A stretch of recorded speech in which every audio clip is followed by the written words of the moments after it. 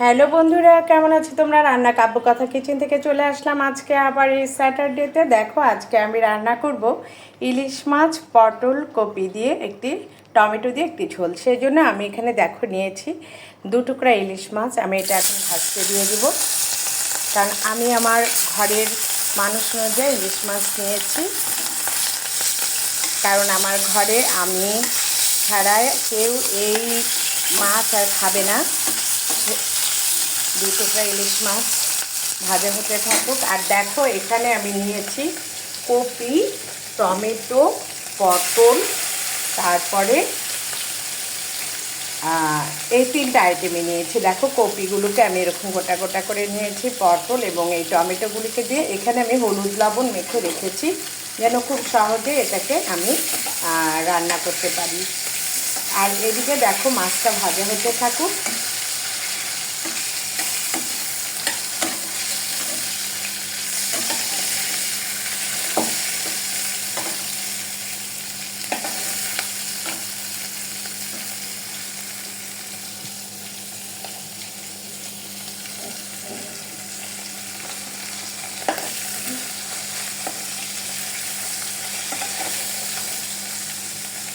মাছটা প্রায় ভাজা হয়ে এসেছে। মাছ দুটো দেখো, এটাকে এখন আমি একটা বেশি ভাজবো না, করা হয়ে গেলে এটা ঝোলটা খেতে ভালো লাগবে না। ঠিক এরকম একটা হালকা ভাজা দিয়ে এটাকে আমি রেখে দিচ্ছি।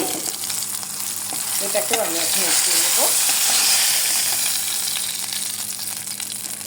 এখন এখানে আমি জাস্ট অল্প কিছু দেখো 5 ফোড়ন দিচ্ছি।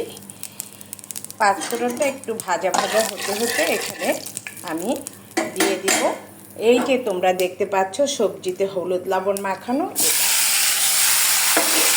দেখো এখন শীতকাল চলে আসার আগেই আমরা ফুলকপি পেয়ে গেছি, টমেটো পেয়ে গেছি। আর এখন দেখো একটু ঝোল খেতেও কিন্তু মাঝে মাঝে ভালো লাগে। সবসময় রসা কষা না করে যদি তোমরা একটু পটল, আলু, টমেটো, এর সঙ্গে আলু দিলেও ভালো লাগে, কিন্তু আজকে আমি আলু দিইনি, টমেটো, পটল এবং ফুলকপি দিয়েছি।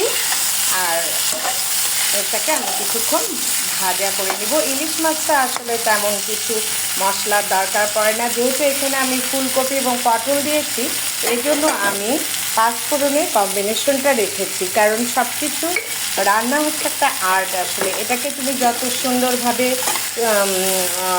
যত্ন সহকারে রাঁধবে, দেখবে যে ভালো হচ্ছে। তাই বলে আমি বলছি না যে আমি অতি পাকা রাঁধুনি, তা নয়, কিন্তু দেখো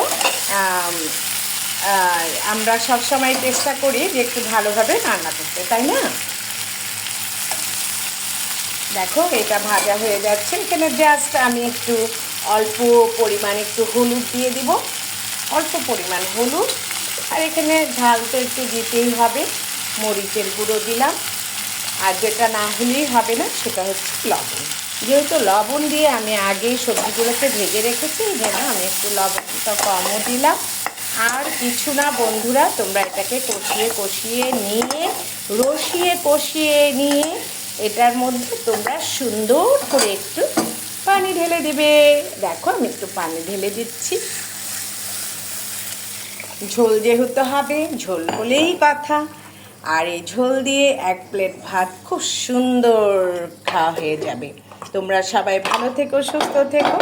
আর একটা কথা বলে দিচ্ছি, এই পটল এবং কপিটা সিদ্ধ হয়ে আসলে আমি এখন ঢেকে দিব, অপেক্ষা করব সিদ্ধ হওয়ার। সিদ্ধ হয়ে আসলে তখন আমরা এটাতে মাছ যে ভেজে রেখেছি সেই মাছের টুকরো দিয়ে দেব। এটা সিদ্ধ হতে সময় দিয়ে দিই। আর তোমরাও খুব ভালো থাকবে এই প্রত্যাশায় আজকে এখানেই রাখছি। বাই।